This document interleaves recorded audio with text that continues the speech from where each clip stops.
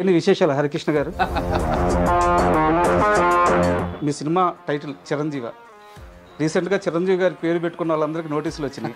Business చేసే వాళ్ళకి, titles పెట్టుకున్న వాళ్ళకి. మీకు రాలేదా నోటీసులు? చిరంజీవ వేరు, చిరంజీవి వేరు. Direction by Abhinay Krishna. ఈ పేరు వేసుకోవడానికి 23 ఏళ్ళ నుంచి కష్టపడుతున్నారు. ఇలాంటి ఒక ప్రోడక్ట్ని కన్సీవ్ చేసేటప్పుడు వై రాజుతారు? నాకు హిట్లో ఉన్న హీరో వచ్చి సినిమా షూట్కి వెళ్ళే టయానికి రాజ్ తరుణ్ లైఫ్లో చాలా జరిగిపోయాయి. కరెక్ట్. అలాంటి సిచ్యువేషన్లో ఉన్న ఒక మనిషితో మీరు షూటింగ్ ఎలా చేయించుకోగలిగారు? మీరు అన్నది నేను కూడా పర్సనల్గా చూశాను. ఏంటి బజ్జీల పాప హీరోయిన్ ఏంటి, ఇలాంటి ఒక ట్రోల్స్ వచ్చినప్పుడు కానీ, లేకుంటే అమ్మాయి ఎంత స్ట్రాంగ్గా ఉంది, ఏ ఒపీనియన్తోనైతే జనాలు కామెంట్ చేశారు. బండ్ల గణేష్ గారు మాట్లాడుతూ అల్లు అరవింద్ అసలు ఏమీ చేయడు, క్రెడిట్ మొత్తం ఆయన జేబులో వేసేసుకుంటాడు, ఓకే సక్సెస్ వస్తే మాత్రం ఆయన జేబులో పడిపోద్ది, రాజా లైఫ్ అది ఇది అని చెప్పి మాట్లాడారు. మీరు అరవింద్ గారిని కలిశారు, బండ్ల గణేష్ గారి మాటలతో మీరు ఏకీభవిస్తారా? Good question. ఇప్పుడు మేము ట్రైలర్ చూసాము, టీజర్ చూసాము, వాటిల్లో ఒక హైపరాది కానీ, ఒక గెటప్ సీన్ కానీ, ఇలాంటి వాళ్ళు ఉంటే సినిమాకి ఇంకాస్త ప్రమోషన్ కానీ, ఇంకాస్త రీచ్ కానీ వచ్చే అవకాశం ఉంటుంది. మీరు ఆ పని చేయలేదు. ఒక పెద్ద ప్రొడక్షన్ హౌస్లో నాది ఒక పెద్ద సబ్జెక్టు ఓకే అయింది. ఓకే, కానీ అందులో అర్థమైందండి. అది నేను పిలిచినప్పుడు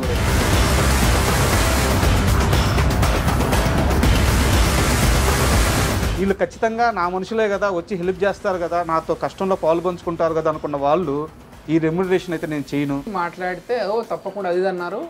కట్ చేస్తే మా మేనేజర్ ఫోన్ చేస్తే లేదండి ఇంత బడ్జెట్ అయితే నేను రాను, అంత బడ్జెట్ అయితే వస్తాను అని అన్నారంట. పేరు చెప్తారా? ఏదో జబర్దస్త్లో ఒక 2 ఎపిసోడ్లో కనిపించగానే, ఒక సినిమాలో ఒక ట్రాక్ కొంచెం సక్సెస్ అవ్వగానే మమ్మల్ని మించిన వాళ్ళు లేరు, ఈ మైండ్ సెట్లో తేడా ఎందుకు వస్తుంది అన్న ఆర్టిస్ట్కి? అది మనం నెత్తి మీదకి ఎక్కించుకున్నామంటే ఇంకా చిన్న కాంట్రవర్సీ నడుస్తుంది. సుధీర్ ఎవరి ఫోను లిఫ్ట్ చేయడు. ఇది చూడండి మెసేజ్.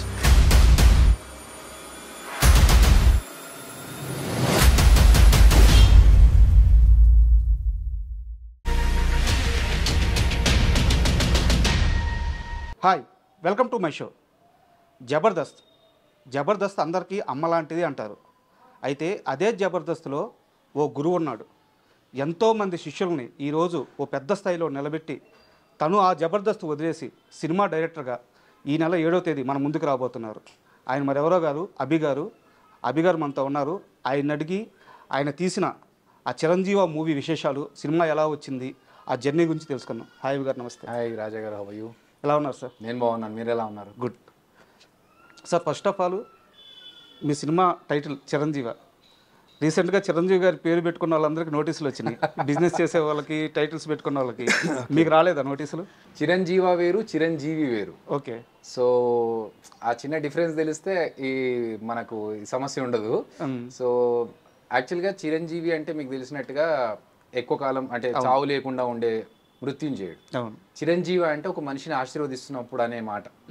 సో మన సినిమా ఏంటంటే ఒక వరం పొందిన ఒక హీరో, ఓకే, అతని గురించి సబ్జెక్టు. ఫస్ట్ వేరే టైటిల్ అనుకున్నాం, కానీ ఒక హీరోకి యముడి ద్వారా ఒక వరం వచ్చింది అన్నప్పుడు ఏం పెడితే బాగుంటుంది టైటిల్ అనుకుంటే అన్ని యమగోళ, యమదొంగ ఇవన్నీ వచ్చేసాయి, యమలీల ఇవన్నీ వచ్చాయి కదా. అలా కాకుండా ఇంకేదైనా వేరే పెట్టాలి. ప్లస్ ఆ సినిమాలాగా లేదు మనది. యముడికి మూడు, యమదొంగ ఆ టైప్లో ఉండదు మనది, యమలీల ఆ టైప్లో ఉండదు. కాబట్టి ఇంకేం చేస్తే బెటర్ అని ఆలోచిస్తున్నప్పుడు okay, he's a blessed kid కదా, సో దానికి తగ్గట్టుగా అనుకుంటే చిరంజీవ అయితే బాగుంటుంది అని అలా టైటిల్ సెట్ చేసుకోవడం జరిగింది. అంతే తప్ప చిరంజీవి గారి పేరుని మిస్యూజ్ చేయడం కానీ, ఆయన పేరుని వాడుకొని ఏదో అడ్వాంటేజ్ తీసుకోవడం అనేది కాదు. నోటీసులు వస్తాయని ముందే తెలిసినట్టు ఉంది మీకు? అందుకే లేదు, యాక్చువల్గా ఇది ఎప్పుడో లాస్ట్ ఇయర్ పెట్టుకున్నాం మనం పేరు.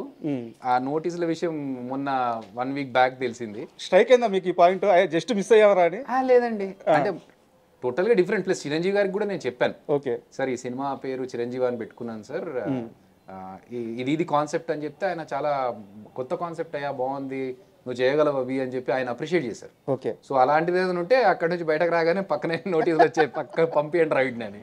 సో ఇది మనది చిరంజీవి కాదు, చిరంజీవ. పైగా అంటే చాలామందితో ట్రావెల్ కొంచెం ఉంది సార్, పరిచయాలు ఉన్నాయి. చాలామంది చెప్పేది ఏంటంటే ముఖ్యంగా మీలాంటి అంటే ఒక జబర్దస్త్ లాంటి ఒక స్టేజ్ నుంచి అంచెలంచెలుగా ఎదుగుతూ వచ్చిన మీ బ్యాచ్ ఏదైతే ఉందో ఆయనకి భయంకరం ఇష్టం అంట చిరంజీవి గారు. చాలా ఇష్టం అండి చిరంజీవి గారికి. జబర్దస్త్ అంటే ఎంత ఇష్టం అంటే ఉమ్, ఆల్మోస్ట్ ఇప్పటికీ నేనైతే ఒక 10-15 సార్లు పర్సనల్గా వెళ్ళి కలిశాను. ఉమ్, బట్ మా జబర్దస్త్ టీం అందరినీ పిలుచుకొని మరి ఆయన ఒకసారి ఇంట్లో అందరినీ పిలిచి కలుసుకున్నారు. ఆయనకు పద్మ విభూషణ్ వచ్చినప్పుడు కూడా చాలా మంది మా జబర్దస్త్ నుంచి వెళ్ళి ఆయన్ని, నేను పర్సనల్గా వెళ్ళాను అది వేరే విషయం, కానీ మా టీం అందరూ కలిసి వెళ్ళి ఆయనని విష్ చేసి అంటే అందరికీ టైం ఇచ్చారు. ఉమ్, సో అంతేకాకుండా జబర్దస్త్లో ఉన్న చాలా మంది సినిమాల్లో, ఆయన సినిమాల్లో కూడా చేయడం జరిగింది. ఆయన బాగా ఎంజాయ్ చేశారు షో. అంటే ప్రతి ఒక్క ఆర్టిస్ట్ని పేరు పెట్టి పిలిచారు, అది మాకు చాలా హ్యాపీ అనిపించింది. సూపర్ కదా కదా. ఈవెన్ మా గడ్డం నవీన్, జబర్దస్త్లో చేసిన గడ్డం నవీన్ ఒకసారి మేము సైరా సినిమా రిలీజ్ అయినాక వెళ్ళి కలవడానికి వెళ్తే, ఏం నవీన్ నీకు ధృవ సినిమా కంటే కొంచెం పెద్ద క్యారెక్టర్ పడ్డదా అని అడిగారు ఆయన. అంటే అంత గుర్తు పెట్టుకున్నారు. అంతకుముందు సైరా నరసింహారెడ్డి, ధృవ రెండు సురేందర్ రెడ్డి గారు చేసిన సినిమాలే కదా. సో ఆయన అది గుర్తుపెట్టుకొని మరి అడిగి, నువ్వు మా సినిమాలో చేయడం వల్ల మాకు చాలా ప్లస్ అయిందా అని చిన్న సెటైర్ వేసి, అది అసలు పేర్లు గుర్తుపెట్టుకొని చెప్పడం అనేది చాలా హ్యాపీనెస్. ఒక నటుడికి ఇంకేం కావాలి, ఇంకేం కావాలండి. చిరంజీవి గారి నోటి నుంచి ఆ పేరు రావడం అనేది. మూవీ ఎలా వచ్చింది అందుకే? చిరంజీవి చాలా బాగా వచ్చిందండి, చాలా హ్యాపీగా ఉన్నాము. ఎందుకంటే ఇది ఒక డిఫరెంట్ ఎంటర్టైనర్. నాకేంటంటే జబర్దస్త్ నుంచి కూడా అందరు చెప్పినట్టుగా కాకుండా కొంచెం డిఫరెంట్గా చెప్పాలి ఏదైనా కూడా అనేది నా తత్వం. మామూలుగా అందరూ ఒకటే స్టైల్లో వెళ్తున్నప్పుడు మనం అదే స్టైల్లో వెళ్తే 10 మందిలో ఒకరిలాగా వెళ్ళిపోతాం తప్ప, అరే వీడికంటే ఒక స్పెషలైజేషన్ ఉంది అని తెలియాలంటే మనం ఏదో డిఫరెంట్గా చేయాలనేది నేను నమ్ముతాను. దాంట్లో భాగంగానే దీంట్లో ఏంటంటే హీరోకి ఒక శక్తి వస్తుంది, ఆ శక్తి ఒక రూపంలో కనిపిస్తుంది. సో షూటింగ్ చేసేటప్పుడు జనాలకు అర్థం కావట్లేదు. అంటే ఈవెన్ అందులో పనిచేసే క్రూ వాళ్ళకు కూడా ఏంటి ఏదో చేస్తున్నారు కానీ ఏంటి అనేది ఎవరికి అర్థం కావట్లేదు.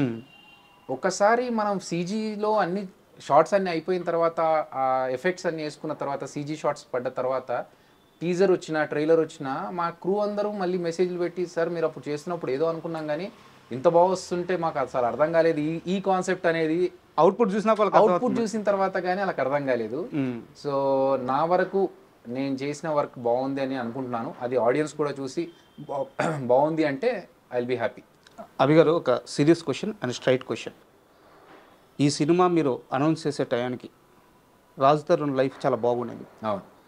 సినిమా షూట్కి వెళ్ళే టయానికి రాజ్ తరుణ్ లైఫ్లో చాలా జరిగిపోయాయి. కరెక్ట్. తనకు సంబంధం లేకుండా, తన ప్రమేయం లేకుండా కొన్ని జరిగిపోయాయి. తను కొంత ఓపికగా ఉండడం వల్ల, తన తప్పు వల్ల కూడా కొన్ని జరిగినాయి. ఫైనల్గా ఒక స్టేజ్ ఎలా వచ్చిందంటే సార్, తను ఒక ప్రెస్ మీట్కి వచ్చాడు, లాస్ట్ మూవీ ప్రెస్ మీట్కి వస్తే అక్కడ కూర్చొని చూస్తున్నాం రాజ్ తరుణ్ గారిని. ఆ చెయ్యి షివరింగ్ ఆగట్లేదు ఆయనకి, అది ఆగట్లేదు. మనిషి సన్నగా అయిపోయాడు, మాట బయటకు రావట్లేదు. అలాంటి సిచ్యువేషన్లో ఉన్న ఒక మనిషితో మీరు షూటింగ్ ఎలా చేయించుకోగలిగారు? So Chiranjeevi first day shoot అప్పటికి చాలా పెద్ద కాంట్రవర్సీ జరుగుతుంది. అవును. మనం అలాగని చెప్పేసి షూట్ ఆపుకునే పరిస్థితి లేదు. Shoot day first day announce చేసాము, అన్ని సెట్ గిట్ అంతా మాట్లాడేసుకుని రెడీ అన్న తర్వాత ఆయనకు ఫీవర్ 1 or 2 ఫీవర్లో ఉన్నారు. ఓకే. కానీ షూట్కి వచ్చి క్యారవాన్లో కూర్చొని ట్యాబ్లెట్ వేసుకొని కాస్త రెస్ట్ తీసుకొని మళ్ళీ వచ్చి షార్ట్ చేసి మళ్ళీ వెళ్ళి పడుకొని షార్ట్ రెడీ అయినప్పుడు మళ్ళీ వచ్చారు. మీరు అన్నది నేను కూడా పర్సనల్గా చూసాను. నేను ఇట్లా చెయ్యి వెనకాల వీప్లో ఇలా పెట్టి భయ్యా అని మాట్లాడుతున్నప్పుడు మొత్తం బాడీ షివరింగ్లో ఉంది. అవును. మీరు చెయ్యి చూసారు కదా, మొత్తం బాడీ షివరింగ్లో ఉంది. ఓకే. సో అంత షివరింగ్లో కూడా ఆయన డెడికేషన్తో ఏ డైలాగ్ కూడా మిస్ అవ్వకుండా చెప్పినప్పుడు భయ్యా ఇంకొంచెం ఎనర్జీ పెంచాలి, ఇక్కడ మనకు సినిమా చూపిస్తాం ఆ స్టైల్లో ఉండాలి, ఎనర్జీ మీది ఆ రేంజ్లో ఉండాలి అన్నప్పుడు ఆయన మళ్ళీ దాన్ని పర్ఫామ్ చేసి మళ్ళీ. సో ఆయన ఎప్పుడు కూడా నేను ఇలా చెయ్యను అని అనలేదు, చాలా కంఫర్టబుల్గా ఉన్నారు. అండ్ మేము కూడా ఎప్పుడు పర్సనల్ విషయాలు బయట షూట్లోకి వచ్చిన తర్వాత అసలు ఆ టాపిక్ గురించి కానీ చుట్టుపక్కల ఏం జరుగుతుంది అనేది కానీ అసలు ఎప్పుడు డిస్కస్ చేసేవాళ్ళంట. మన షూట్కు రాగానే మార్నింగ్ భయ్యా ఇదిగో ఇది సీన్స్ మీవి, ఇలా చేద్దాం అనుకుంటున్నామని ఆయన వేరేలాగా డైవర్ట్ చేసి సినిమాలోకి తీసుకెళ్ళాం తప్ప ఎప్పుడు ఈ పర్సనల్ విషయాలు మాట్లాడితే మళ్ళీ అది ట్రిగ్గర్ అవుతుంది. సో అది హాంట్ చేస్తూ ఉంటుంది మళ్ళీ పర్ఫార్మెన్స్లో. అందుకని ఆ టాపిక్స్ చేయలేదు. అండ్ ఆయన కూడా ఆ బయట జరుగుతున్న విషయాలను ఎప్పుడు ఇక్కడ తీసుకురాలేదు, షూట్లో ప్రభావం పడేలాగైతే ఆయన బిహేవ్ చేయలేదు. అభి గారి జర్నీ అనేది ఈ రోజుది కాదు, కనీసం 23 సంవత్సరాలు అవుతున్నట్టుంది, అంతేనా? రైట్. 23 ఏళ్ళుగా మీరు డైరెక్షన్ బై అభి అభినయ్ కృష్ణ ఈ పేరు వేసుకోవడానికి 23 ఏళ్ళ నుంచి కష్టపడుతున్నారు. ఇలాంటి ఒక ప్రోడక్ట్ని కన్సీవ్ చేసేటప్పుడు వై రాజ్ తరుణ్? ఎందుకంటే ఈ ఇంటర్వ్యూకి వచ్చే ముందు రాజ్ తరుణ్ లాస్ట్ హిట్ ఏదని చెప్పేసి నేను ఆలోచించుకున్నా. గూగుల్లో ఎతికితే నాకు దొరకద్ది. అసలు కనీసం అభి అన్నకన్నా తెలుసా ఈ విషయం, ఆయన లాస్ట్ హిట్ ఎప్పుడు పడిందో తెలిసే ఈ ప్రాజెక్ట్ ఆయనతో దిగాడా అడగదామని చెప్పి నేను గూగుల్ చేయలేదు. తెలుసా రాజ్ తరుణ్ గారికి లాస్ట్ హిట్ ఎప్పుడు? నాకు తెలిసి సినిమా చూపిస్తా మామ తర్వాత పెద్ద హిట్స్ ఏమి లేవు, బట్ డీసెంట్ మూవీస్ చేసుకుంటూ వెళ్ళిపోతున్నారు. ఎందుకంటే ఆయన తిరగబడరా స్వామి కావచ్చు, లేకపోతే పురుషోత్తముడు కావచ్చు, భలే ఉన్నాడు, ఇవన్నీ వస్తున్నాయి. ఓ డిఫరెంట్గా అంటే ఏం నమ్మారు అభి, ఏం నమ్మారు రాజ్ తరుణ్లో? మన సబ్జెక్ట్కి సంబంధించిన ఎవరైతే శివ అనే క్యారెక్టర్ ఉందో మంచి ఎనర్జెటిక్ పర్ఫార్మెన్స్ కావాలి అక్కడ మనకి. సో నేను ఈ ఏజ్ గ్రూప్లో చూసుకుంటే హై ఎనర్జీ పర్ఫార్మెన్స్ ఇచ్చేది రాజ్ తరుణ్ గారు. ఓకే రైట్, రామ్ పోతినేని రాజ్ తరుణ్ వాళ్ళిద్దరు high performance energy, super energy ఉంటుంది 100%. ఇప్పుడు నేను స్టోరీని నమ్మాను, పర్ఫార్మెన్స్ పరంగా రాజ్ తరుణ్ గారు యాప్ట్. సో ఆయన హిట్ ఉందా లేదా అనేది నేను నిజంగా ఆలోచించలేదు, ఆలోచించదలుచుకోలేదు. ఎందుకంటే నేనేం పెద్ద హిట్లో లేను, నా దగ్గరికి రాజ్ తరుణ్ వచ్చి చేయడానికి. రైట్, నేను ఆలోచించేది ఏంటంటే కాన్సెప్ట్ బాగుంటే. బిచ్చగాడు సినిమా తీసుకుంటే, బిచ్చగాడు సినిమా తీసుకున్నప్పుడు విజయ్ యాంటనీ ఎవరికి తెలియదు తెలుగులో, అట్లీస్ట్. కాంతార చేసేటప్పుడు రిషబ్ శెట్టి తెలుగులో ఎవరికి తెలియదు. అవును, మన తెలుగులో కూడా చాలా సినిమాలు ఎగ్జాంపుల్స్ ఉన్నాయి ఈ మధ్యకాలంలో హిట్ అయిన సినిమాలు తీసుకుంటే. అలా కాన్సెప్ట్ బాగుండి యాక్టర్ పర్ఫార్మెన్స్ బాగుంటుంది అనుకుంటే చాలు అనుకున్నాను నేను. ఓకే, ఎందుకంటే దీని ద్వారా ఆయనకు మంచి బ్రేక్ వచ్చి సినిమా మంచిగా ఆడితే ఇద్దరికీ లైఫ్ ఉంటుంది. అవును, అంతే తప్ప నాకు హిట్లో ఉన్న హీరో వచ్చి చేస్తే నాకు నిలబడుతుంది అనేది నేను ఎప్పుడు ఆలోచించలేదు. కాన్సెప్ట్ బాగుంటే మనం ఇంకేమైనా హెల్ప్ అవుతామా రాజ్ తరుణ్ గారికి, ఆయనకు ఒక హిట్ ఇవ్వగలిగితే మనము బాగుంటుంది కదా అన్నట్టు ఆలోచించాను తప్ప ఇంకొంచెం బెటర్ హీరో ఉండి మనకు చేస్తే మనకు హెల్ప్ అవుతుంది అనేది నేను అప్పుడు ఆలోచించాను. అంటే మీకు సంబంధించిన కొన్ని పర్సనల్ క్వశ్చన్స్ కూడా ఉన్నాయి. ఇంకొకటి సినిమాకి సంబంధించిన ఒక క్వశ్చన్ అడిగి కాస్త మనం పర్సనల్గా వెళ్దాం. ఇప్పుడు ఎలా అయితే మీ హీరో గురించి బయట ఒక కాంట్రవర్సీ నడిచిందో, అలాగే మీ హీరోయిన్ గురించి కూడా ఒక కాంట్రవర్సీ ఉంది. అవును, మీరు టీజర్ రిలీజ్ చేసిన తర్వాత అమ్మాయి పేరు కుషిత కల్లాపు. ఓకే, అంటే ఈ వర్డ్ వాడకూడదు ఇంటర్వ్యూలో, బట్ మీకు అర్థం అవ్వాలని వాడుతున్నాను. ఆ హీరోయిన్ మీరు టీజర్ రిలీజ్ చేసిన తర్వాత బజ్జీల పాప హీరోయిన్ ఏంటి సోషల్ మీడియాలో ట్రోల్ నడిచింది. బజ్జీల పాపను హీరోయిన్ చేసేసాడు అభి. ఓకే, అది చూడలేదు నేను. యాక్చువల్గా సారీ టు ఈ వర్డ్ యూజ్ చేసినందుకు. ఇలాంటి ఒక ట్రోల్స్ వచ్చినప్పుడు కానీ లేకుంటే అమ్మాయి ఎంత స్ట్రాంగ్గా ఉంది? నేనేమంటున్నా అంటే సేమ్ థింగ్. ఇప్పుడు సినిమా చూసిన తర్వాత అమ్మాయి కాంట్రవర్సీస్ ఏంటి అనేది పక్కన పెట్టేస్తాను. అంటే మనకు సినిమా పరంగా అమ్మాయి హెల్ప్ అయిందా, అమ్మాయికి మనం హెల్ప్ అయ్యామా, పర్ఫార్మెన్స్ కరెక్ట్గా ఇచ్చిందా, అంతవరకే నేను చూస్తున్నా. అంటే సారీ, నేను అంటుంది ఏంటంటే ఎంత యూజ్ అయింది అంటే ఆ అమ్మాయి కష్టం కూడా జనాలకు తెలియాలి. అది డెఫినెట్గా రాజా. ఇప్పుడు మనకు సినిమా చూసిన తర్వాత ఏ ఒపీనియన్తోనైతే జనాలు కామెంట్ చేశారో, నేను నిజంగా చూడలేదు అది, బట్ ఒకవేళ చేసి ఉన్నట్లయితే ఈ సినిమా చూసిన తర్వాత అసలు బయట అనుకున్న విషయానికి సినిమాలో విషయానికి సంబంధమే లేదు. ఎందుకంటే మనం డీసెంట్గా ఒక పక్కింటి అమ్మాయి ఎలా ఉంటుంది, మన ఇంటి పక్కన ఉన్న అమ్మాయి, మిడిల్ క్లాస్ ఇంట్లో ఉండే పర్సన్కి పక్కింట్లో అమ్మాయి ఎలా ఉంటుంది అంత డీసెంట్గా, డ్రెస్సుల విషయంలో కూడా చాలా జాగ్రత్తగా మంచి డ్రెస్సులు వేయించి ఒక డీసెంట్ పక్కింటి అమ్మాయిలా చూపించామే తప్ప ఎక్కడ కూడా ఎక్స్పోజింగ్కి కానీ లేకపోతే ఆ అమ్మాయికి ఉన్న బయట వేరే పేరుని కానీ వాడుకోవడానికి ఎక్కడ ప్రయత్నం చేయలేదు. మనకు కావాల్సింది ఏంటంటే క్యారెక్టర్లో ఇది మనకు సెట్ అయ్యే అమ్మాయి కావాల్సింది. తన సైడ్ నుంచి ఎలా ఉండింది సపోర్ట్? తన సైడ్ నుంచి కూడా చాలా మంచి సపోర్ట్ ఉందండి. అంటే అమ్మాయి ఎప్పుడు కూడా షూటింగ్ దగ్గర కానీ ఎక్కడ ఎలాంటి ప్రాబ్లమ్స్ చేయలేదు. పర్ఫార్మెన్స్ వైజ్ కూడా ఏది చెప్పినా తను తీసుకొని ఒకవేళ ఏదైనా ఇంప్రూవైజేషన్ ఉన్నా కూడా డిస్కస్ చేసుకొని చేసిందే తప్ప ఎప్పుడు కూడా యాటిట్యూడ్ చూపించిన విషయం అయితే లేదు మాకు. సూపర్. సరే, ఇంకేంటి విశేషాలు హరికృష్ణ గారు? ఓకే, హరికృష్ణ గారు అంటే నాకు ఒకటి మోహన్ బాబు గారి వాయిస్ గుర్తొస్తుంది. ఆయన ఫోన్ చేశారు నాకు, మోహన్ బాబు గారు. అప్పుడు ల్యాండ్లైన్ ఫోన్స్ ఇంకా ఆల్మోస్ట్ 2003లో విషయం. ఫోన్ చేసి, హలో హరికృష్ణ నేను మాట్లాడేది అన్నారు. అవును సార్ నేనే మాట్లాడుతున్నా. హరికృష్ణ అంటే నువ్వు మాట్లాడతావేంటే? అవును సార్ నేను హరికృష్ణ నేను మాట్లాడుతున్నా. నందమూరి హరికృష్ణ గురించి మాట్లాడుతున్నాను. కాదు సార్ నేను ఐరేని హరికృష్ణ. టక్కన ఫోన్ పెట్టేశారు. వాయిస్ ఎక్కడ విన్నట్టు, ఆయన పేరు చెప్పట్లేదు. ఏంటబ్బా అని చెప్పేసి మనకు కాలర్ ఐడి ఉంటుంది కదా, ఈ నంబర్ చూస్తే ఎక్కడ చూసినట్టుంది. మళ్ళీ ఓకే లైట్ తీసుకున్నాను, ఫ్రెండ్స్ ఎవరైనా ఫోన్ చేస్తాను. మళ్ళీ ఫోన్ వచ్చింది, మళ్ళీ ఫోన్ అయితే హలో సేమ్ వాయిస్, హలో అన్నారు. హరికృష్ణ అన్నారు. చెప్పండి సార్ అన్న. టక్కన ఫోన్ పెట్టేశారు ఆయన. ఈ అబ్బాయి ఏంట్రా ఎవరో ఫోన్ చేస్తున్నారు కానీ అని చెప్పి మళ్ళీ రీడయల్ కొట్టా. కొడితే వాళ్ళ మేనేజర్ ఫోన్ ఎత్తారు.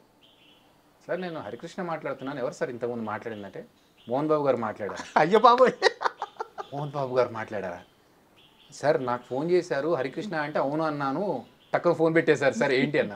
అయ్యో నీకు కాదయ్యా, నందమూరి హరికృష్ణ గారికి ఫోన్ చేద్దాం అనుకున్నారు, డైరీలో నీ నంబరు అక్కడే ఉంది, ఆయన నంబర్ పక్కన ఉన్నట్టుంది, నీ నంబర్ కొట్టేశారు. ఓరే ఎలాగైతే ఏంటి ఆయన ఫోన్ చేసి మాట్లాడారు ఒక హ్యాపీ. ఎందుకంటే అంతకు ముందే సినిమా చేశాను నేను, విష్ణు సినిమా చేశాను నేను.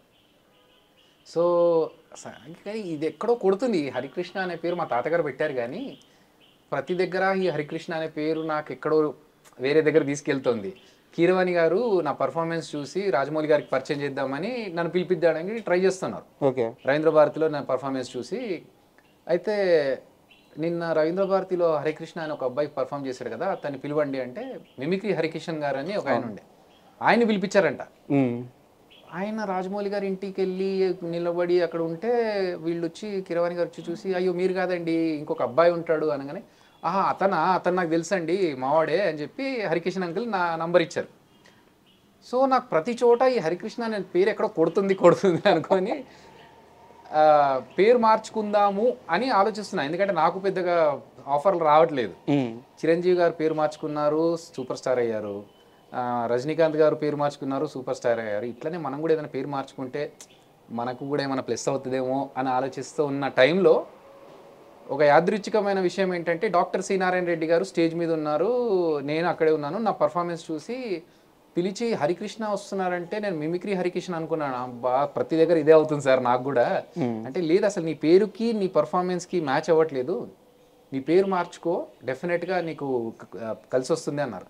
నేను దానికోసం వెయిట్ చేస్తున్నాను సార్, పేరు ఆలోచిస్తున్నాను కానీ ఏం పేరు పెట్టుకోవాలో తెలియట్లేదు అంటే, సరే నాకు టైం ఇవ్వు నేను ఆలోచించి చెప్తా అన్నారు. అంత పెద్ద మనిషి నీకు ఆలోచించి పేరు చెప్తా అంటే ఇంకా మనం ఇట్స్ లైక్ క్లౌడ్ 9 మూమెంట్, అదృష్టం కదా కదా. నాకు అంటే మామూలుగా డాక్టర్ సి నారాయణ రెడ్డి గారు ఒక సాహిత్యవేత్త ఇవన్నీ తెలుసు కానీ తర్వాత మళ్ళీ ఆయన గురించి రీసెర్చ్ చేస్తే ఆయన ఎంత పెద్ద మనిషి అనేది నాకు తర్వాత తెలిసింది. సో ఆయన టైం ఇవ్వు నేను ఆలోచించి చెప్తా అన్నారు. నేనేమన్నానంటే సార్ మా తాతగారు అందరికీ కృష్ణ అనేది ఒకటి పెట్టుకున్నారు సార్, అందరికీ మా అన్నయ్యలకి కజిన్స్కి అందరికీ. సో అది కొంచెం మిస్ కాకుండా ఏదన్నా చెప్పండి సార్ అన్నాను. ఆయన ఆలోచించుకొని ఇమ్మీడియట్గా అరగంటలో స్టేజ్ పైకి పిలిచి అభినయ కృష్ణ ఎలా ఉంది అన్నారు. ఇంకా నాకు అంటే హరికృష్ణ అనేది పాత పేరు, అభినయ కృష్ణ అందులో అభి అనేది బాగా ఎక్కువగా యూజ్ చేసే వర్డ్, అభినయం అనేది వర్డ్ మిస్ కలిసి వచ్చింది. ప్లస్ కృష్ణ అనేది కూడా మా తాతగారు పెట్టింది. ఇంకా నాకు సార్ థ్యాంక్ యూ సార్, నాకు 100% ఇది యాక్సెప్టెడ్ అన్నప్పుడు అదే స్టేజ్ మీద ఆయన ఇతను ఇప్పటి నుంచి అభినయ కృష్ణ అని చెప్పి ఆయన చెప్పడం చాలా హ్యాపీ మూమెంట్ అండి. లేకపోతే ఇప్పటికీ మా స్కూల్ ఫ్రెండ్స్ ఇంట్లో అమ్మ వాళ్ళంతా హరి అనే పిలుస్తారు, హరికృష్ణ అనే పిలుస్తారు. కాకపోతే ఒరిజినల్ నేమ్ హరికృష్ణ అయినా కూడా అభినయ కృష్ణ పేరు నాకు బాగా పేరు కలిసి వచ్చింది. సూపర్. అండ్ అభి గారు మీరు జబర్దస్త్లో టీమ్ లీడర్గా ఉంటూ ఒకవైపు జాబ్ చేస్తూ సాఫ్ట్వేర్ జాబ్ చేస్తున్నారు, జబర్దస్త్లో టీమ్ లీడర్గా వర్క్ చేస్తున్నారు, బయట కొన్ని ఈవెంట్స్ చేస్తున్నారు, ఫైనాన్షియల్గా వెల్ సెటిల్డ్. అండ్ నాకు తెలిసి మీ ఫాదర్ గవర్నమెంట్ కాదు but he owned A college, like కాలేజ్లో పార్ట్నర్షిప్ ఉండింది. సో అక్కడ కూడా ఫ్యామిలీ పరంగా కూడా నో ప్రాబ్లమ్స్, ఒక సెక్యూర్ లైఫ్, హ్యాపీ లైఫ్. ఇవన్నీ వదిలేసి సినిమా కోసం బయటకు వచ్చేసారు. 7 ఏళ్ళు అవుతుంది, మేబీ 5 to 7 years. 2017లో జాబ్ వదిలేసాను. 7 years అవుతుంది.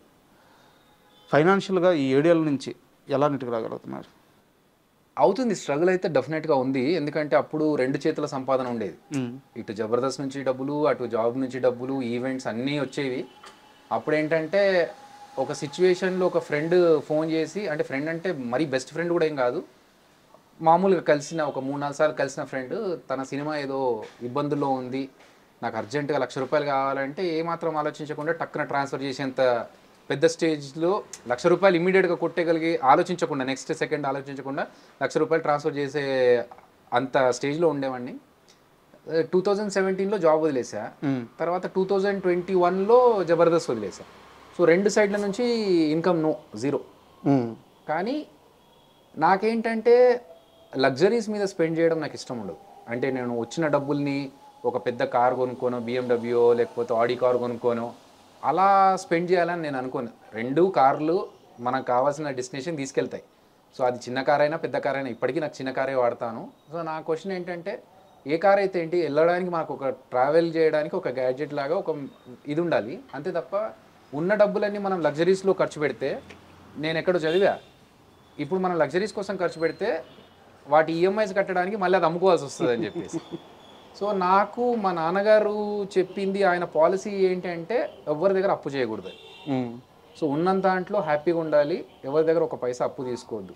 సో ఆ పాలసీలోనే ఏం అప్పు చేయకుండా ఉండడానికి నేను సంపాదించుకున్న దాంట్లోంచి నేను ఖర్చు పెట్టుకుంటూ, అంటే అప్పుడు నేను జాబ్ చేసినప్పుడు, యూఎస్కి వెళ్ళినప్పుడు, లేకపోతే జబర్దస్త్ చేసినప్పుడు సంపాదించుకుంది ఏదైతే ఉందో దాన్ని రీఇన్వెస్ట్మెంట్స్ చేసుకొని ఆ అమౌంట్లోంచి కొంచెం కొంచెంగా ఖర్చు పెట్టుకుంటూ నెట్టుకుంటూ వస్తున్నాను తప్ప ఫైనాన్షియల్గా అప్పుడున్నంత లావిష్ లైఫ్ అయితే కాదు. But I'm able to survive because of my planning. అంటే ఇప్పుడు దాకా మీరు ఏవైతే చెప్పారో యాక్చువల్గా ఇదంతా నాకు తెలుసు సార్.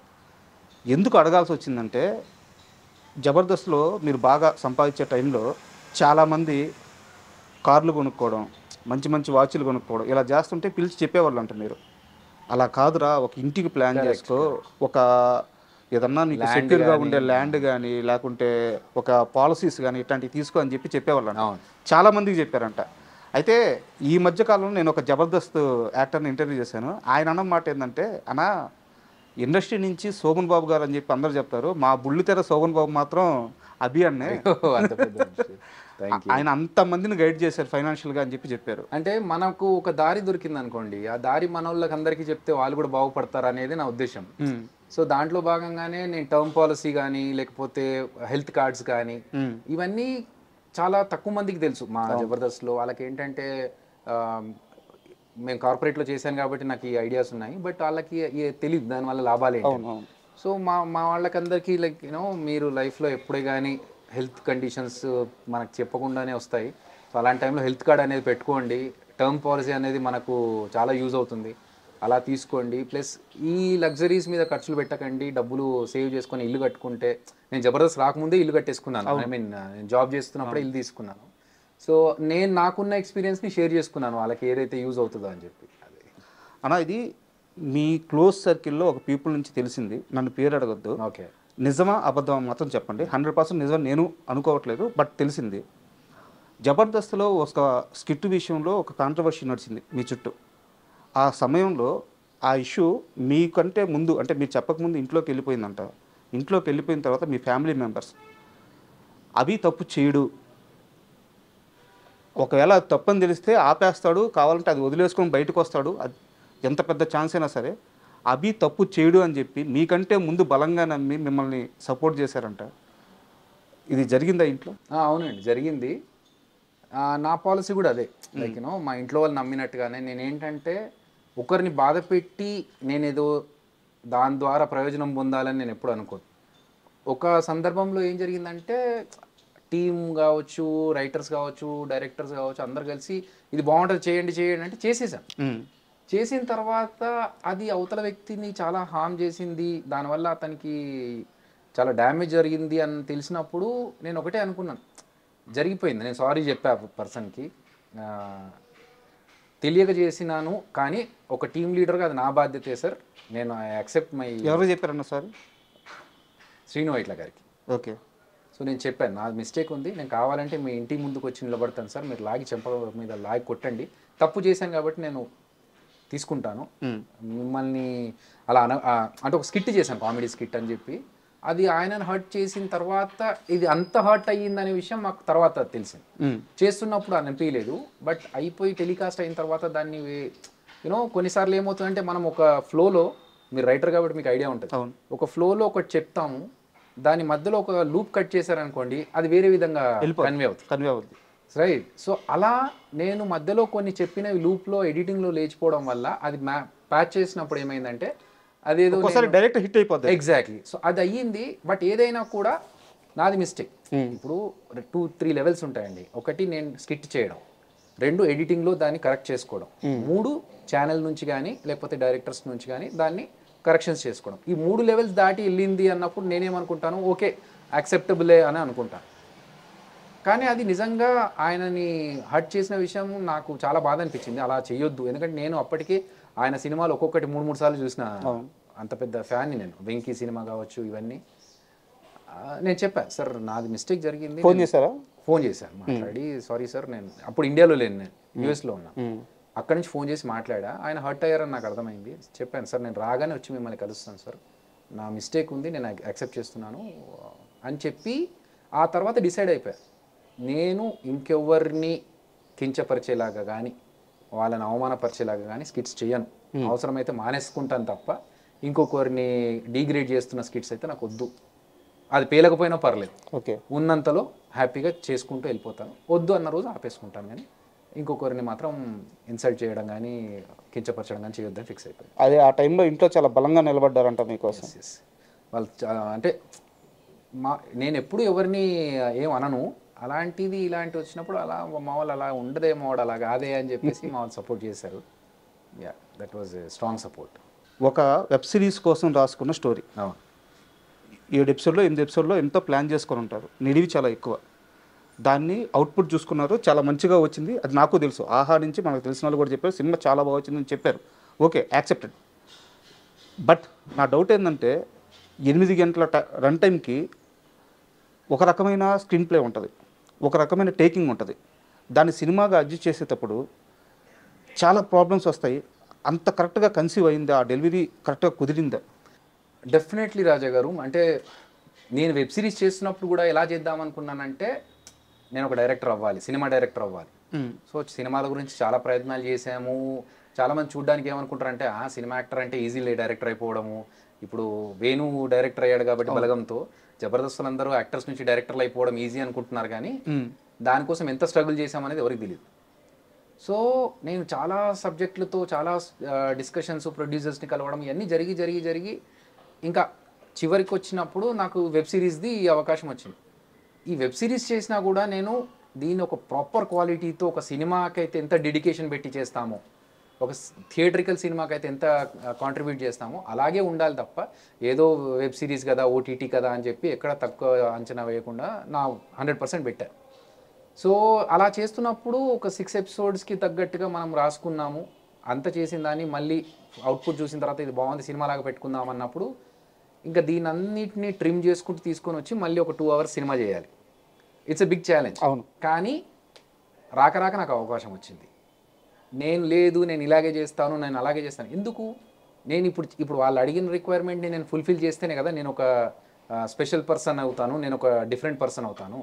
లేదు మాకు ఇది కష్టం సార్, ఇది చేయలేము అన్నప్పుడు ఇంకా what is the use of taking Abhi? So నేను దాన్ని ఛాలెంజ్గా తీసుకొని కొన్ని సీన్స్ కట్ చేయడం, లెంత్ తగ్గించడము, కొన్ని క్రిస్ప్ చేయడం, అవన్నీ చేసుకొని 2 అవర్స్ సినిమా చేశాను. కానీ ఏం చేశానంటే, ఈ సీన్స్లో ఏవైతే కట్ అయిపోయాయో ఈ సినిమాలో, చిరంజీవాలో కొంతమంది యాక్టర్స్వి, వీళ్ళందరినీ గుర్తుపెట్టుకొని నేను నెక్స్ట్ కామాఖ్య సినిమా చేస్తున్నాను కదా, దాంట్లో క్యారెక్టర్స్ ఇచ్చాను. ఓకే, ఎవరెవరి సీన్స్ అయితే ఇక్కడ కట్ అయ్యాయో అందులో కొంతమందికి, ఎందుకంటే అందులో కూడా కొంత స్పేసే ఉంది, కొంతమందిని నా నెక్స్ట్ సినిమాలో పెట్టుకున్నాను. మిగతా వాళ్ళు ఎవరు ఉన్నారో నాకు గుర్తుంది, ఎవరెవరైతే సీన్స్ కట్ అయినా వాళ్ళని తీసుకెళ్ళి ఇంకో దాంట్లో పెట్టి. ఈ డిసిషన్ ఎవరిది? అంటే అరవింద్ గారిదే, ఆహా టీమ్దా? ఆహా కంటెంట్ టీమ్. ఓకే, అంటే బాగా వస్తుంది దీని వెబ్ సిరీస్ కంటే సినిమాగా అయితే ఇంకెక్కువ రీచ్ అవుతుంది, రాజ్ తరుణ్ కూడా ఉన్నాడు కాబట్టి. సో సినిమాగా అయితేనే బాగుంటుంది అన్నప్పుడు నాకు కూడా అలాగైతే నాకు కూడా అడ్వాంటేజ్ అనిపించింది. ఎందుకంటే వెబ్ సిరీస్ లాగా పెట్టి చేసే కంటే సినిమా అయితే నాకు ఇంకొక బెనిఫిట్ కూడా అనిపించి నేను ఛాలెంజ్గా తీసుకున్నాను. అరవింద్ గారిని కలిసారా? కలిసాం. 2-3 రోజుల్లో సినిమా రిలీజ్. అవునవును. యాక్చువల్గా ఆయనకు ఫస్ట్ టైం స్టోరీ చెప్పడానికి వెళ్ళినప్పుడు కలిసాము. ఓకే, తర్వాత ఆహా నుంచి అప్డేట్స్ వెళ్తా ఉన్నాయి, కానీ పర్సనల్గా కలవలేదు. సినిమా ఇప్పుడు రిలీజ్ కదా, అప్పుడు వెళ్ళి కలుస్తాను. స్టోరీ చెప్పడానికి వెళ్ళినప్పుడు ఎలా ఉండింది అన్నారు? చాలా ఎంజాయ్ చేశారు. ఆయన 20 minutes టైం ఇచ్చారు. 20 minutesలో ఆయన విని చాలా హ్యాపీగా ఫీల్ అయ్యి ఒక 15 నిమిషాలు పక్క రూమ్లో కూర్చున్నాము. వచ్చి ఆహా టీం శ్రావణి గారు వచ్చేసి, నచ్చిందండి అరవింద్ గారికి, వీఆర్ ప్రొసీడింగ్ విత్ ఇన్ అన్నారు. అదిరే అభి అంటే సామాన్యమైన వ్యక్తి కాదు. ఎందుకంటే ఒక మనిషిని ఒక్కసారి చూసిన తర్వాత వాళ్ళ టాలెంట్ ఉందా లేదా, మనకు పనికొస్తారా పనికిరాడా, ఏ ఫీల్డ్కి సరిపోతాడు, ఇవన్నీ అంచనా వేయగలరు. అలా అంచనా వేసే ఈరోజు కొన్ని పదుల మంది మీ శిష్యులు జబర్దస్త్లో కానీ బుల్లితెర మీద కానీ ఉన్నారు. ఇక్కడ నా స్ట్రైట్ క్వశ్చన్ ఏంటంటే, కొన్ని రోజుల క్రితం బండ్ల గణేష్ గారు మాట్లాడుతూ అల్లు అరవింద్ అసలు ఏమీ చేయడు, క్రెడిట్ మొత్తం ఆయన జేబులో వేసేసుకుంటాడు, ఓకే. గమ్ముగా సింపుల్గా అలా కూర్చొని ఉంటాడు, సక్సెస్ వస్తే మాత్రం ఆయన జేబులో పడిపోద్ది, రాజా లైఫ్ అది ఇది అని చెప్పి మాట్లాడారు. మీరు అరవింద్ గారిని కలిశారు, బండ్ల గణేష్ గారి మాటలతో మీరు ఏకీభవిస్తారా?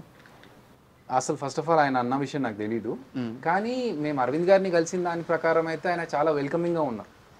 అంటే నేను ఇంతకుముందే చెప్పా, చాలా స్ట్రగుల్ చేస్తే నాకు వచ్చిన ఆపర్చునిటీ ఇది. అలా అనుకుంటే ఆయన నాకు ఈ సబ్జెక్ట్ ఇవ్వాల్సింది కాదు. ఒకవేళ మీరు అన్న ప్రకారం ఆలోచించి, గణేష్ గారు అన్న ప్రకారం ఆలోచించి ఉంటే ఎందుకు అతనితో వెళ్ళడము, ఎవరో తెలిసిన డైరెక్టర్ని పెట్టుకొని చేసుకోవచ్చుగా, ఆల్రెడీ చేసిన సినిమాలు డైరెక్ట్ చేసిన అతనితో వెళ్ళొచ్చు కదా, ఈ అబ్బాయితోనే ఎందుకు అని కూడా అడగొచ్చు. కానీ అభి డైరెక్ట్ చేస్తున్నాడు. నిజంగా చెప్పాలంటే నన్ను ఆయన గుర్తుపట్టలేదు. ఓకే, జబర్దస్త్ అదిరి అభిని గుర్తుపట్టలేదు. ఎలా గుర్తుపట్టి? నేను వెళ్ళాను, మామూలుగా వెళ్ళాను, నమస్తే సార్ నా పేరు అభినయ కృష్ణ అంటే ఓకే అమ్మ కూర్చో అన్నారు. శ్రావణి గారు అంతా సబ్జెక్ట్ గురించి చెప్పమన్నారు, మేము నరేష్ని ఇచ్చాం, బయటకు వచ్చాను అంతే తప్ప నేను జబర్దస్త్లో చూశానమ్మా నిన్ను ఏం లేవు. సో ఆయన నన్ను గుర్తుపట్టలేదు అనే విషయం నాకు అర్థమైంది. సో ఒక అభి అనే పర్సన్ వచ్చాడు, నరేష్ని ఇచ్చాడు, కొత్త అతను ఫస్ట్ టైం సినిమా చేస్తున్నాడు అని చెప్పి ఆయన మనకు అవకాశం ఇచ్చారు అప్పుడు. అంతే తప్ప ఇతను జబర్దస్త్ చేశాడు, ఇతనికి టైమింగ్ సెన్స్ ఉంది, లేకపోతే కామెడీ పంచ్లు బాగా ఇస్తాడు, ఇట్లాంటివి కన్సిడర్ చేసేయలే. మంచి కథ ఉంటే ఆహాలో అంత ఈజీ. అదే జరిగింది. మంచి అట్లా అని చెప్పి ఈజీ యాక్సెస్ అని కాదు, it has to go from one stage to another stage. మనం ఫస్ట్ లైన్ చెప్పాము, తర్వాత డెవలప్ మంచి కథ ఉంటే. ఎగ్జాక్ట్లీ. సో నేను అంతకుముందు నేను కూడా వేరే కథలు చెప్పాను, అవి నచ్చలేదు వాళ్ళకి. ఒక 4-5 కథలు చెప్పిన తర్వాత ఇది కాదు అన్న తర్వాత పట్టు వదలని విక్రమార్కుల్లా నేను ఇంకో కథ రెడీ చేసుకొని ఇది లైన్ అండి, మీరు ఓకే అంటే నేను డెవలప్ చేస్తానంటే ఇది బాగుంది గో హెడ్ అంటే మళ్ళీ దాన్ని నేను ఇంకొక అతనితో డెవలప్ చేయించి నేను కొంచెం దాంట్లో అప్డేట్ చేసుకొని అన్నీ చేసి ఒక 4-5 లెవెల్స్ దాటినాక అప్పుడు అరవింద్ గారి దగ్గరికి వెళ్ళాను. సో అరవింద్ గారు ఎప్పుడు అంటే మీరు అన్న ప్రకారం, గణేష్ గారు అన్న ప్రకారం అనుకుంటే మాత్రం నాకు అవకాశం రాకూడదు.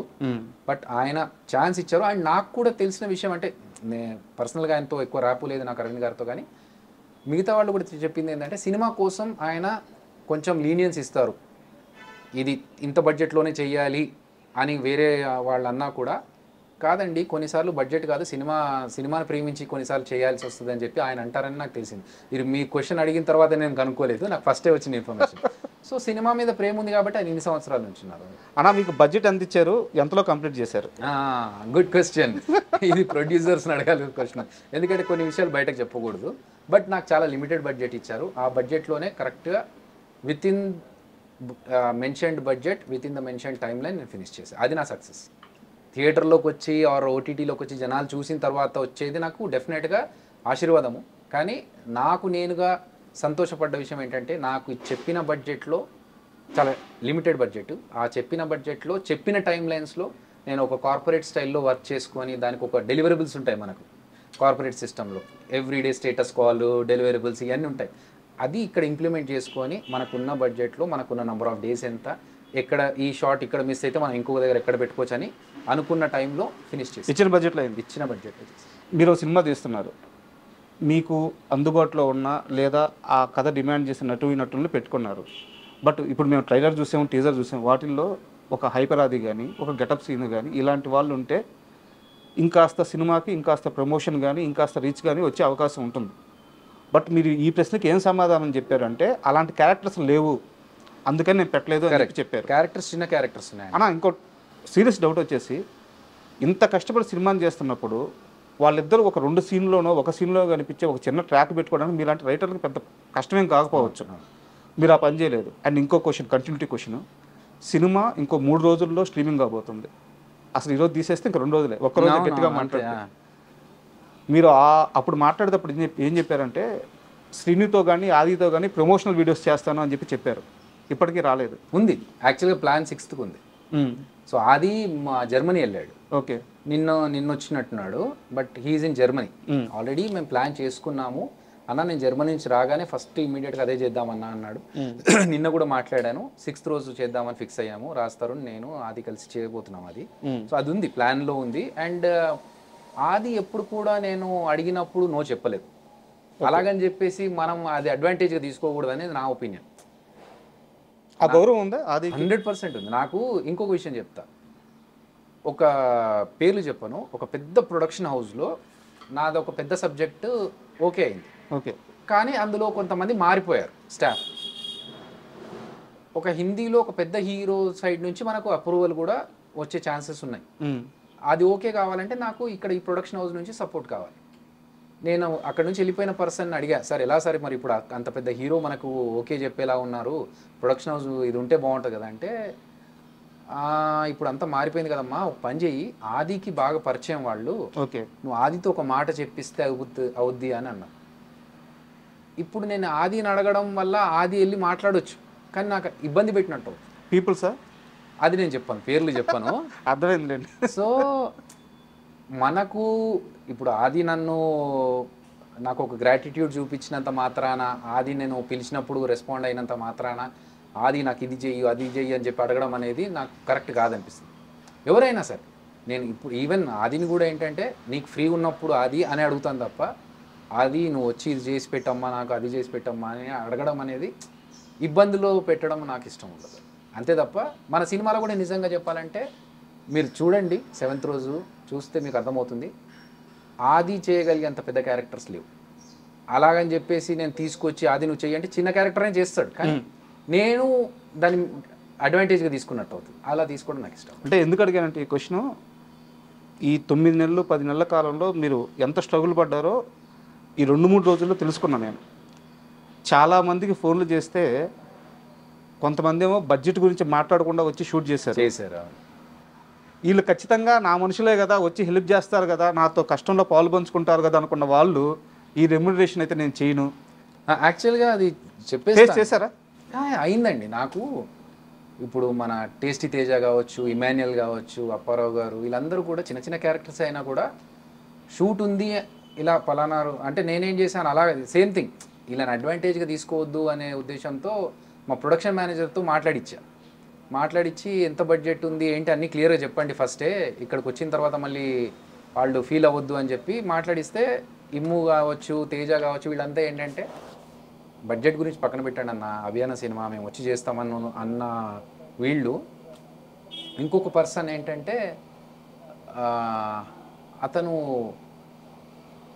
చాలా పాత పరిచయం, ఆయనకు ఫోన్ చేసి ఇలా మంచి క్యారెక్టర్ ఉందండి మీరైతే బాగుంటుంది సూట్ అవుతారు ఆ క్యారెక్టర్కి అంటే, అయ్యో అభి గారు మీరు కోవిడ్ టైంలో నాకు హెల్ప్ చేశారు, ఆ మాత్రం చేయలేమా, ఇంకా మనోళ్ళు కూడా ఉన్నారు తీసుకొస్తాను నేను అంటే, అట్లాగని చెప్పి ఫ్రీగా అడగట్లేదండి, మీకు బయట ఇచ్చేదానికంటే కొంచెం తక్కువ ఇవ్వచ్చు కానీ రెమ్యునరేషన్ మాత్రం పక్కాగా ఉంటుంది అని చెప్పి మాట్లాడితే, ఓ తప్పకుండా అది అన్నారు. కట్ చేస్తే మా మేనేజర్ ఫోన్ చేస్తే, లేదండి ఇంత బడ్జెట్ అయితే నేను రాను, అంత బడ్జెట్ అయితే వస్తాను అని అన్నారట.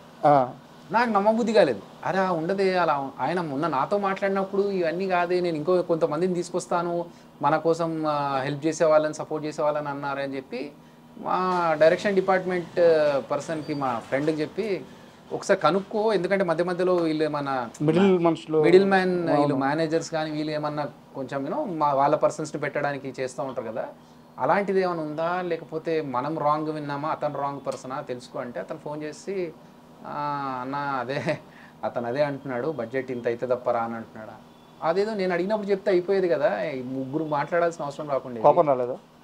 కోపం రాలేదు అంటే మనం నమ్మిన వ్యక్తి ఇప్పుడు అన్ని మాటలు మాట్లాడకుండా సరే నేను చేయను అంటే అయిపోయేది.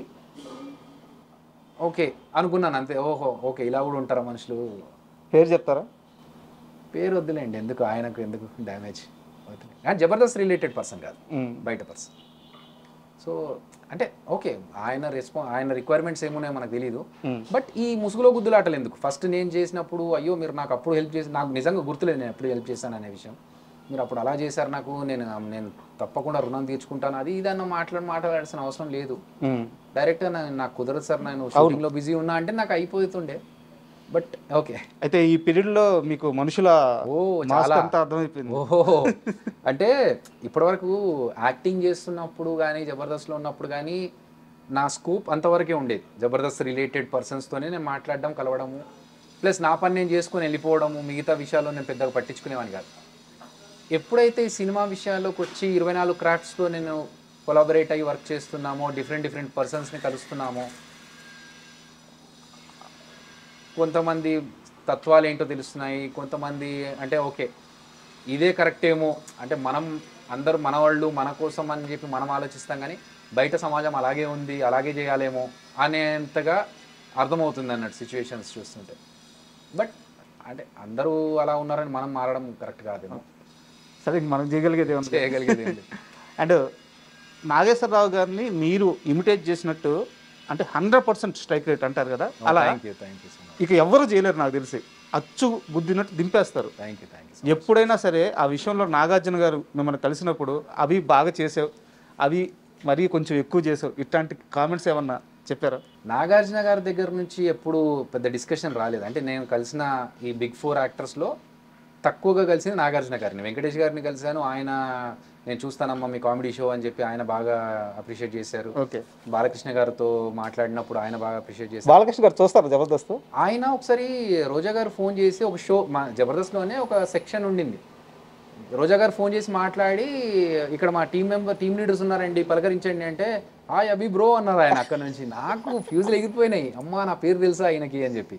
సో వీళ్ళందరూ మాట్లాడిన దానికంటే నాగార్జున గారితో నా ఇంటరాక్షన్ ఎప్పుడు ఇంత ఎక్కువ లేదు. బట్ నా అదృష్టం ఏంటంటే నేను నాగేశ్వరరావు గారి ముందే పర్ఫామ్ చేశాను.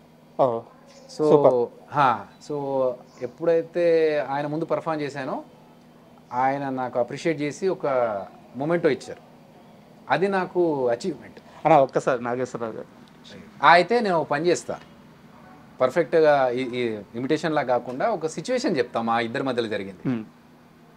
నేను అప్పుడు ఇంకా కాలేజ్ చదువుకుంటున్న రోజుల్లో నాగేశ్వరరావు గారు త్యాగరాయ గాన సభకి గెస్ట్గా వచ్చారు.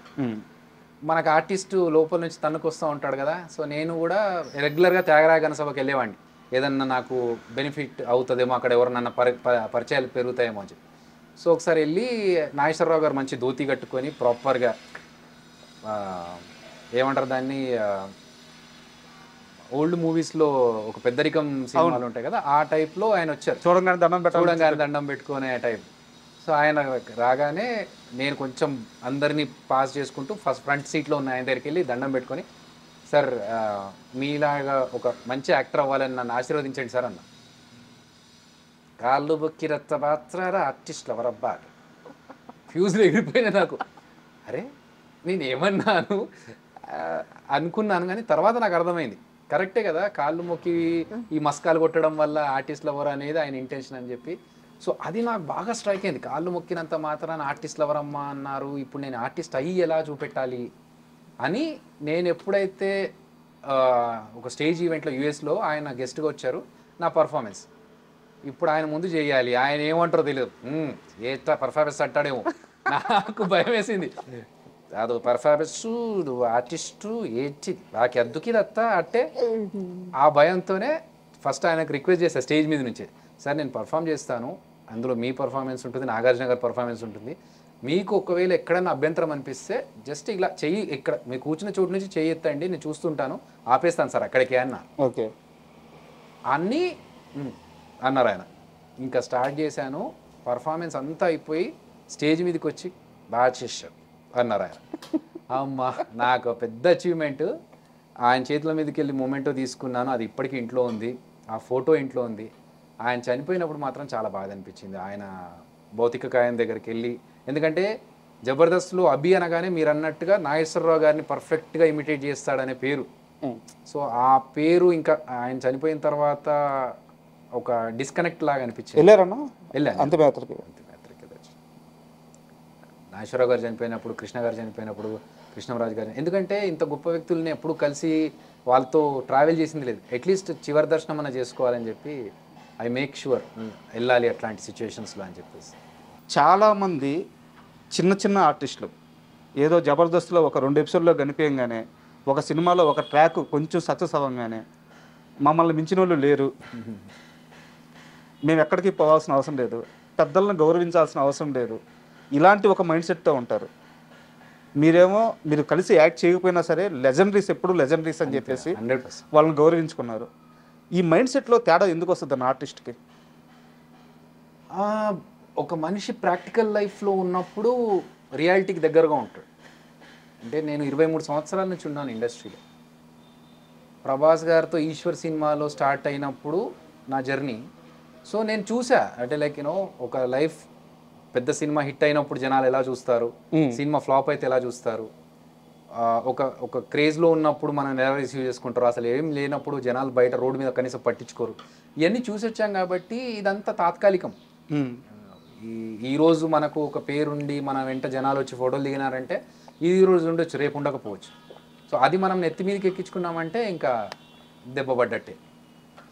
ఇవన్నీ పక్కన పెట్టేసి వాట్ వీఆర్ అలా వెళ్తే ఇవన్నీ రావు. ప్రభాస్ గారి టాపిక్ వచ్చింది కాబట్టి ఒక చిన్న ఇన్సిడెంట్ చెప్తాను. ఫస్ట్ షాట్ ఇద్దరి మధ్య ఫస్ట్ షాట్ పెట్టంగానే మీరు ఏదో యాక్ట్ చేశారు. అవును, అలా ఎలా చేస్తారు సిగ్గు లేకుండా అడిగారంటే అదేంటంటే మీరు సినిమాలో చూస్తే ఇప్పుడు తెలుస్తుంది. ఫస్ట్ డేనే ఫస్ట్ షాట్ సుభాష్ థియేటర్, ఇప్పుడు ఉషా మయూర్ అని పేరు మార్చారు, మన ముషిరాబాద్ దగ్గర ఉంటుంది. ఆ థియేటర్లో షాట్ 200 మంది జూనియర్ ఆర్టిస్టులు ఉన్నారు. బ్లాక్ టికెట్స్ కోసం నేను, ప్రభాస్ అన్న, మిగతా వాళ్ళు సినిమాలో వెళ్ళాలి ఈశ్వర్లో. సో అక్కడ ఏంటంటే నాకు అంతకుముందు ఆ సీన్ చెప్పలేదు. డైరెక్ట్గా స్పాట్లో జయంత్ గారు పిలిచి ఈ షాట్లో ఏంటంటమ్మా నువ్వు ప్యాంట్ తీసి లోపల నీకు బాక్సర్ షార్ట్స్ ఉంది కదా అందులో డబ్బులు ఉంటాయి, ఆ డబ్బులు తీసి టికెట్ తీసుకోవాలన్నారు. ఓకే అన్న, నాకు సిగ్గా పాడా మనకు అప్పుడు, ఇప్పుడంటే కొంచెం షై ఫీలింగ్ అని. అప్పుడు ఓకే సార్ అన్నాను. ప్రభాస్ అన్న చూస్తూ ఉన్నారు. ఓకే టేక్ అన్నారు. రెడీ. ఓకే ఆవిడ ఎవరు లేడీ వచ్చింది బ్లాక్ టికెట్స్ అమ్ముతున్నప్పుడు ఒక్క నిమిషం అని చెప్పి టక్కన ప్యాంట్ తీసి లోపల చెడ్డీలోంచి డబ్బులు తీయడానికి ట్రై చేస్తూ ఉంటారు. వచ్చిన తర్వాత ఈ లోపల వేరే వాళ్ళు టికెట్ తీసుకుని వెళ్ళిపోతారు. అయిపోయిన తర్వాత నీకు సిగ్గు అనిపించలేదా ఇంతమంది ముందు అలా ఇలా తీసేవన్న? సిగ్గా అసలు ఏముంది ఇందులో సిగ్గుపడ్డానికి? అంటే అసలు కాన్షియస్ లేదు, చుట్టూ జనాలు ఉన్నారు, కెమెరా ఉంది, ఏం పట్టించుకోలేదు. ఫస్ట్ టైం యాక్టింగ్ అవకాశం రావాలని చూస్తున్న వాళ్ళకి ఒక అవకాశం వచ్చింది, ఇంకా అంతే. ఆయనకి డైలాగ్ చెప్పడానికే సిగ్గు. ఆయన సిగ్గుపడతారు బాగా, సిగ్గరి.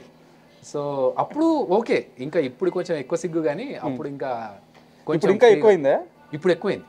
అప్పుడు ఏంటంటే మేము షూటింగ్ లేకుంటే బ్రేక్ ఉంటే మేము అలా పక్కకి వెళ్ళిపోయి అక్కడ అరుగులు ఉండేవి ధూల్పేటలో, అరుగుల మీద కూర్చునే వాళ్ళం సరదాగా. మేము కూర్చొని మేము మా ఆటలు మేము ఆడుకుంటూ ఫుల్ ఫన్. అసలు ఎక్కడ ఇంత సిగ్గుపడేవాళ్ళు కాదు. ఇప్పుడు వస్తూ వస్తూ ఇంకా సిగ్గుపడుతుంది. అంటే 22 సంవత్సరాల క్రితం జర్నీ అది. కట్ చేస్తే మన బాహుబలి 2లో ఆయనతో పాటు కలిసి అసిస్టెంట్ డైరెక్టర్గా సినిమా కట్ చేశారు. అంటే ప్రభాస్ అంటే మనిషిలో ఎలాంటి మార్పు రాదు, ఒక కింగ్ ఎలా ఉండాలో ఎలా బతకాలో అలాగే బతుకుతుంటాడు అని చెప్పి అందరూ ఆయన గురించి నెగిటివ్గా చెప్పిన ఒక్క పర్సన్. సో మీరేం గమనించారు ప్రభాస్ గారిలో? ఏమైనా మార్పు వచ్చిందా లేకుంటే అలాగే ఉన్నారా? చెప్పాక సిగ్గు ఎక్కువైంది. ఇంకా అప్పుడున్నట్లే లైక్ ఒక చైల్డ్, ఒక చిన్న అబ్బాయి మనస్తత్వం ఎలా ఉంటుంది అంటే ఏ కల్మషం లేకుండా వాడికి హామ్ చేయాలి, నేను ఏదో ఇలా చూపించుకోవాలి, అలాంటివి ఎప్పుడు లేదు. సరదాగా ఉండి అక్కడ ఉన్న స్టాఫ్ అందరితో కామెడీ చేసుకుంటూ.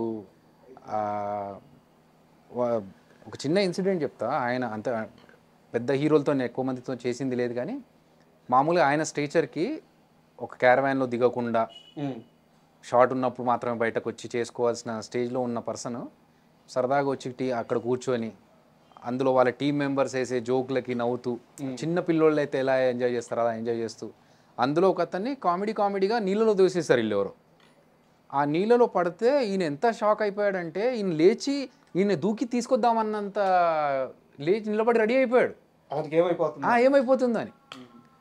ఈ లోపల పక్కన వాళ్ళు ఆపి ఉండండి అని చెప్పి వాళ్ళు దిగి బయటకు లాగారు. బట్ పెద్ద డెప్త్ ఏం లేదు అది, కానీ అంత అంటే తనను నమ్మి తన చుట్టూ ఉండే వాళ్ళని అంత ప్రేమిస్తారు.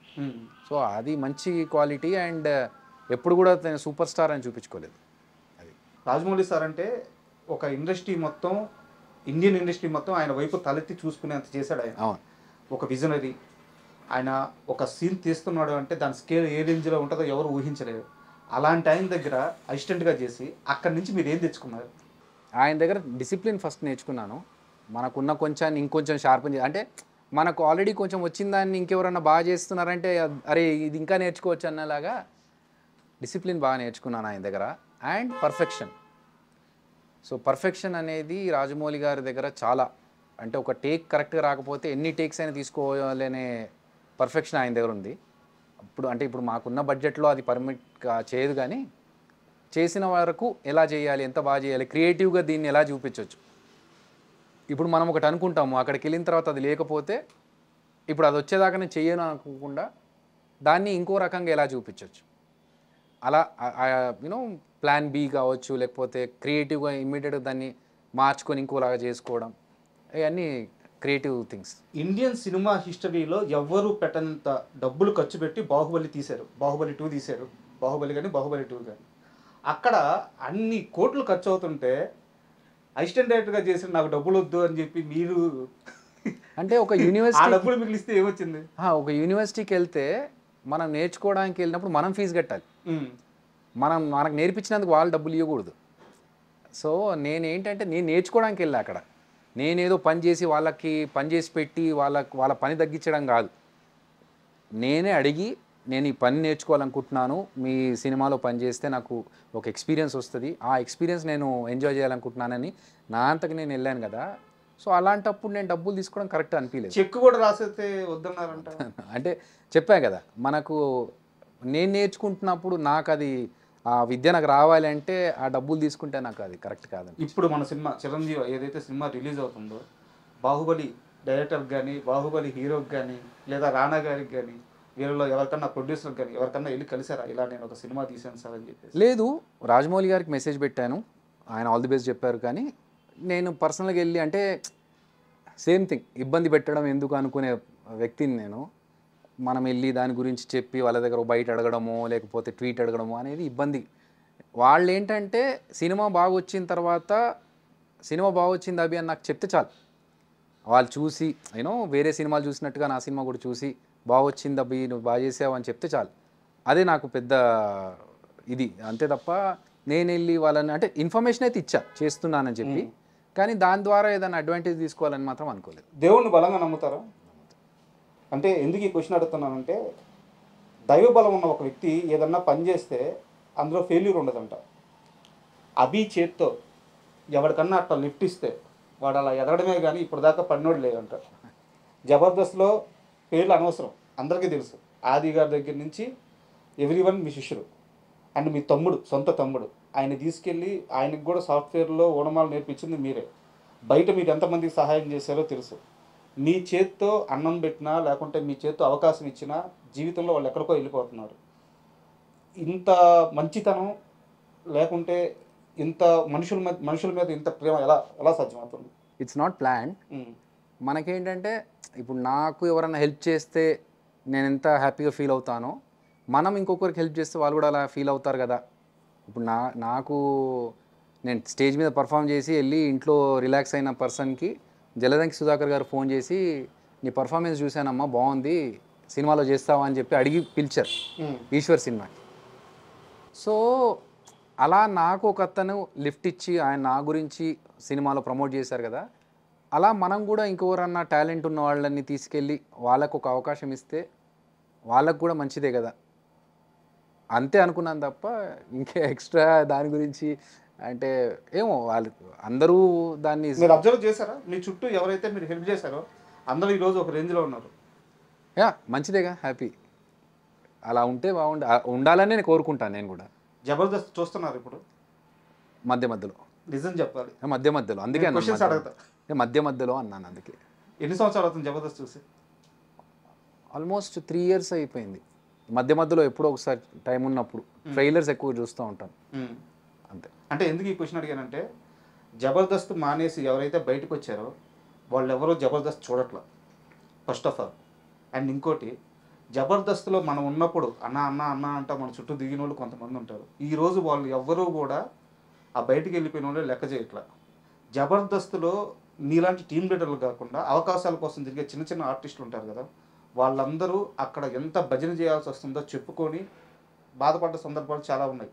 బట్ మేనేజ్మెంట్ కరెక్ట్గానే ఉంది. మేనేజ్మెంట్ అందరికీ సమానమైన అవకాశాలు ఇస్తుంది, మేనేజ్మెంట్ అందరికీ సమానంగా చూస్తుంది. వాళ్ళు ఇవన్నీ గమనించలేరు కదా. అక్కడ ఉండే టీం లీడర్ల పరిస్థితి ఎట్లా తయారైపోయిందంటే ఒకప్పుట్లాగా లేరు.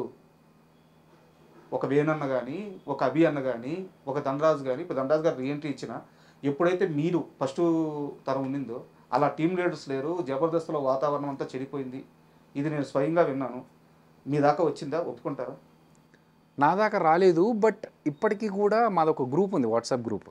సో దాంట్లో అంటే ఇప్పుడున్న కంటెస్టెంట్సే కావచ్చు, ఇంతకు ముందు నుంచి కంటిన్యూ అవుతున్న వాళ్ళైనా సరే ఏదైనా సమస్య ఉన్నప్పుడు దాంట్లో డిస్కస్ చేసుకుంటాము, లేదంటే పర్సనల్గా ఫోన్ చేస్తారు.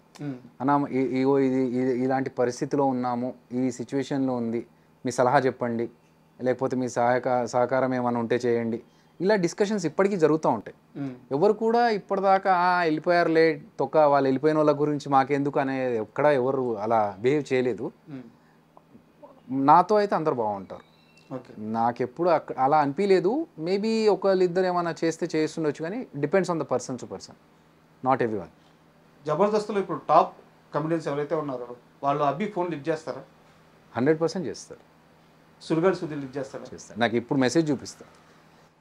సుధీర్ ఫస్ట్ ఆఫ్ ఆల్ లేడు జబర్దస్త్లో, బట్ నేను నిన్న ప్రీమియర్ ఉంది డార్లింగ్ అని పెడితే, ఆల్ ది బెస్ట్ డార్లింగ్, నాకు ఒకవేళ ఫ్రీ ఉంటే నేను వచ్చేసి కలుస్తాను. ఒక చిన్న కాంట్రవర్సీ నడుస్తుంది, సుధీర్ ఎవరి ఫోన్ లిఫ్ట్ చేయడు అని చెప్పేసి చాలా ఇంటర్వ్యూలో చాలా మంది చెప్తున్నారు. అందుకే నేను ఈ క్వశ్చన్ అడిగింది. ఓకే, ఒక్కసారి లైవ్లో కాల్ చేస్తారు.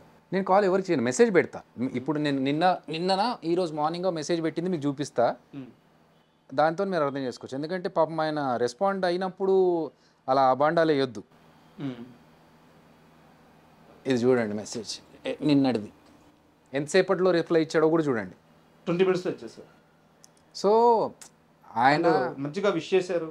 అదే చెప్తున్నా, ఒక పర్సన్ మంచిగా రెస్పాండ్ అవుతున్నప్పుడు దాన్ని ఎవరన్నా వేరే రాంగ్గా చెప్తే దాన్ని మనం చిరంజీవి గారు చెప్పినట్టు మంచిని మైక్లో చెప్పాలి, చెడును చెవులో చెప్పాలంటారు కదా. సో మంచి విషయాలు ఉన్నప్పుడు చెప్పుకోవడంలో ఏముంది అన్నా? ఇప్పుడు 23 సంవత్సరాల నుంచి దేనికోసం అయితే కలగన్నారో ఆ కళ నెరవేరింది. 2-3 రోజుల్లో ఇంకా ఆ పేరు కూడా పడిపోద్ది, అండ్ ప్రోడక్ట్ కూడా చాలా మంచిగా వచ్చిందని అందరూ చెప్తున్నారు. నేను కూడా చాలా హ్యాపీ. థ్యాంక్ యూ రాజు. ఇప్పుడైనా సరే ఒక రాత్రంతా పబ్బుకి వెళ్ళి తాగడానికి అవి రెడీగా ఉన్నాడా? నాకు ఫస్ట్ ఆఫ్ ఆల్ తాగుడు అలవాట్లేదు.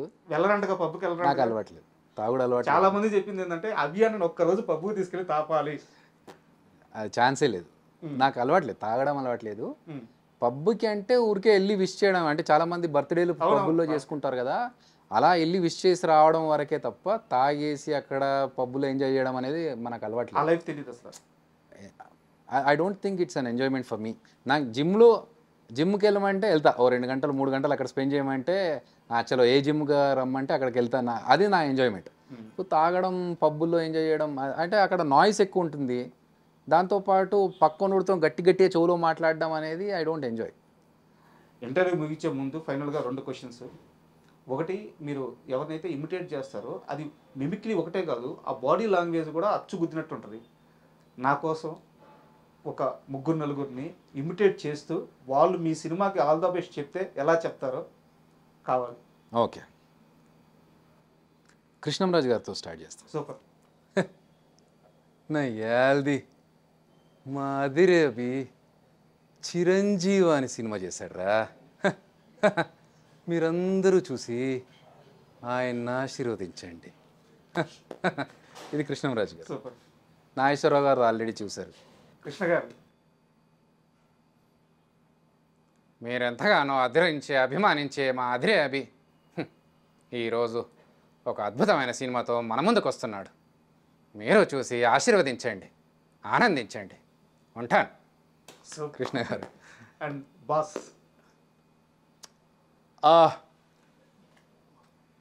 మీరు చూస్తూనే ఉన్నారు, నేనంటే చాలా అభిమానం మా అభికి.